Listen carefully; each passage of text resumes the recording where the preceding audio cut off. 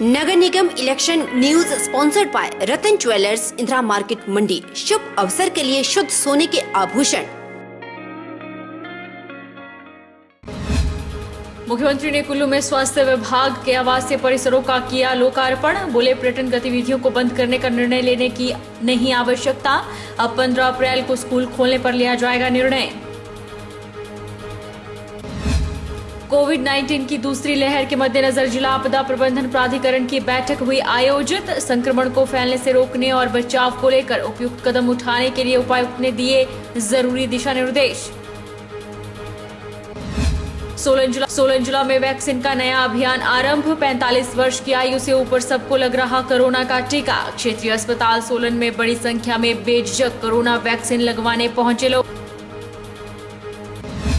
नैना देवी में एक निहंग ने 2 लोगों पर किया जानलेवा हमला। अपनी तलवार से एक की काटी उंगलियां, एक की सिर पर लगी चोट। पुलिस ने हमलावर को किया गिरफ्तार।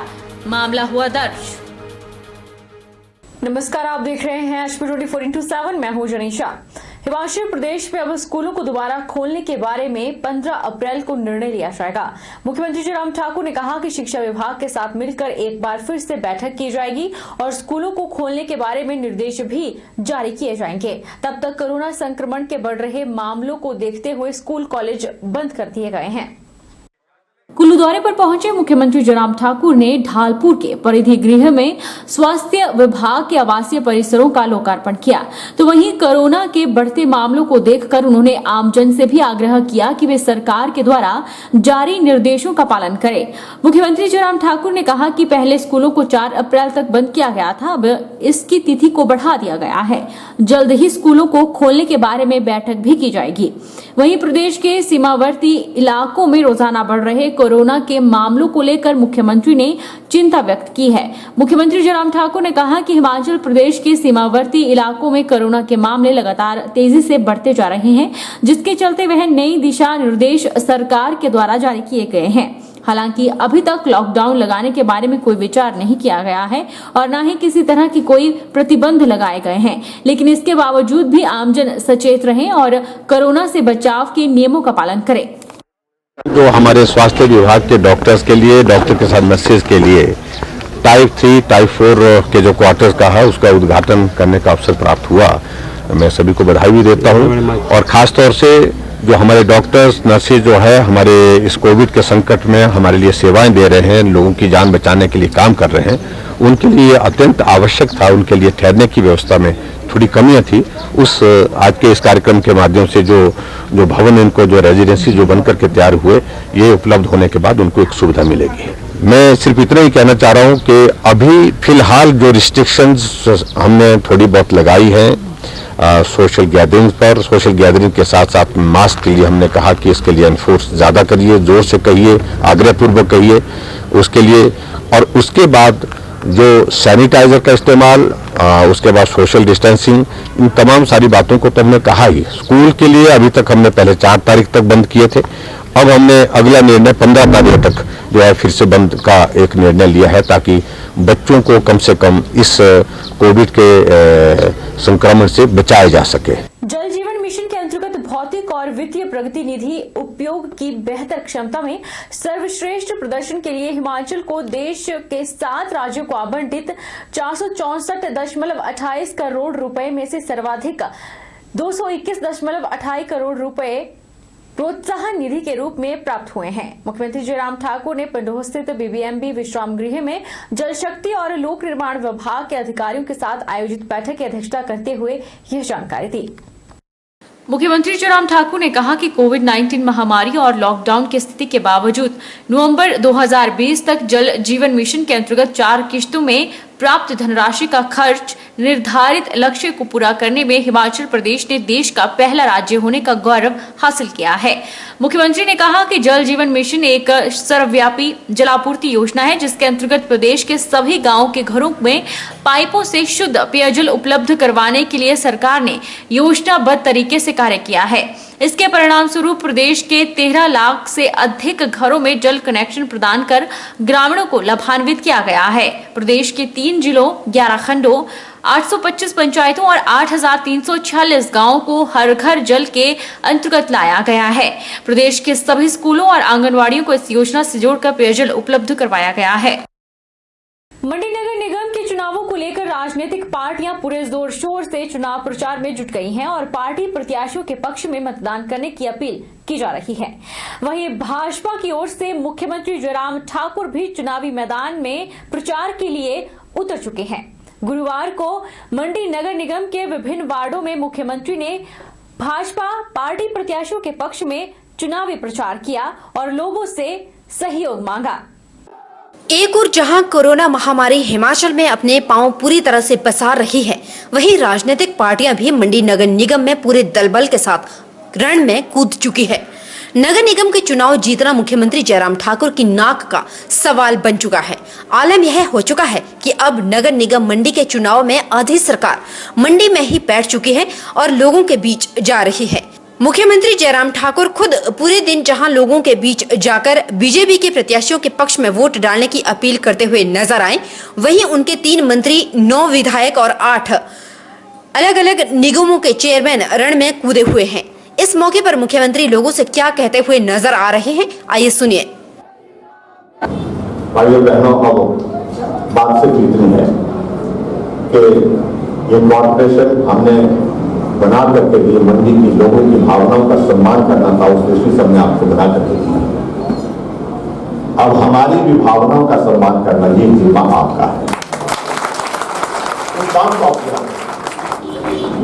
और हमें कॉर्पोरेशन चाहिए, पूरी की पूरी चाहिए, मंडी चाहिए तो पूरी पूरी चाहिए, तो पूरी की पूरी हमारे यहाँ नहीं, ताकि जहां हम विधायक को ढूंढते रहते हैं तो कॉर्पोरेशन का मेयर हमारे बीच में होगा तो वो कभी पूरा करेंगे। जहां से लेकर के शिमला, शिमला से लेकर के दिल्ली तक एक कड़ी में, एक लड़ी में बन करके तो हम काम करेंगे। और हमारे लिए प्रसन्नता की बात है कि आज हमारे देश के यशस्वी प्रधानमंत्री नरेंद्र भाई मोदी जी के नेतृत्व का देश आगे बढ़ रहा, वहां हमारे प्रदेश के लिए हर तरह का सहयोग मिल रहा है। और उस सहयोग के तहत मैं दावे के साथ कह सकता हूं कि निश्चित रूप से हिमाचल प्रदेश आगे बढ़ेगा। बताते चले कि नगर निगम मंडी को हाल ही में मुख्यमंत्री जयराम ठाकुर ने ही नगर निगम का दर्जा दिलवाया है और अब सीएम जयराम ठाकुर पूरी कोशिश कर रहे हैं कि नगर निगम बीजेपी का ही हो। बहरहाल 7 अप्रैल को मंडी नगर निगम की 15 सीटों पर मतदान होना है, जिसके लिए हर पार्टी पूरी कोशिश कर रही है और लोगों को लुभाने के लिए तरह तरह की जुमलेबाजी भी हो रही है। सोलन नगर निगम के 17 वार्डों के लिए 7 अप्रैल को होने वाले मतदान के लिए पोलिंग पार्टियों का पूर्वाभ्यास करवाया गया।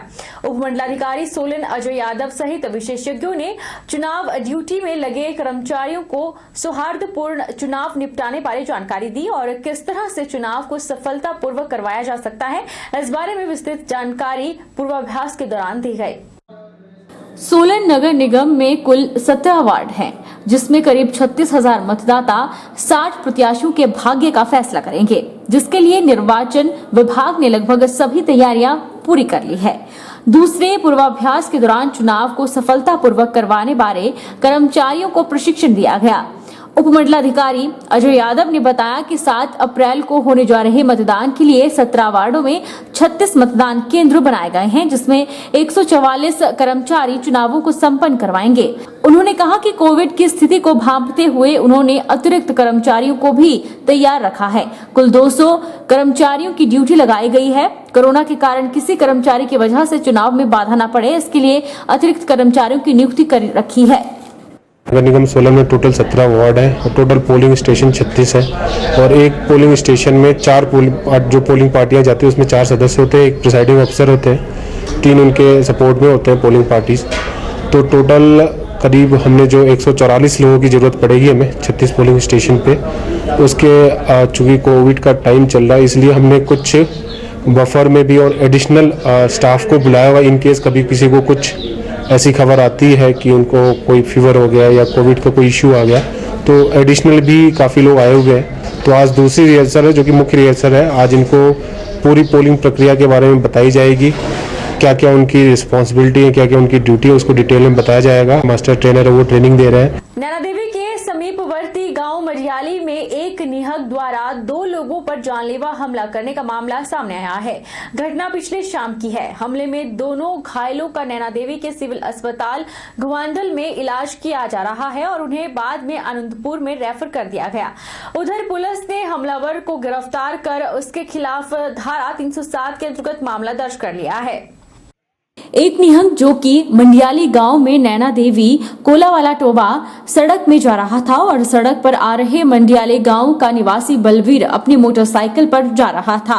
आगे निहंग ने उसे साथ में बिठाने के लिए कहा, इस पर बलबीर ने मना कर दिया। इस बीच निहंग ने अपनी तलवार को पहले लहराया, फिर अचानक बलबीर पर हमला कर दिया, जिससे उसकी 4 उंगलियां कट गई। वहीं पर खड़े दूसरे व्यक्ति धनीराम ने निहंग को पकड़ने की कोशिश की। उसने धनीराम के सिर पर हमला कर दिया और जंगल की ओर भाग खड़ा हुआ। तभी सारे गांव में इस बारे में खबर फैल गई। सबने हमलावर को पुलिस के साथ जंगल में ढूंढा। बाद में पुलिस ने निहंग को गिरफ्तार कर उसके खिलाफ धारा 307 के तहत मामला दर्ज कर लिया है। रही पंप की तेल पाओगे तो मैंने राज मिल गया जी, हाथ मारे और मैं बाइक थोड़ी हटी आगे हुई।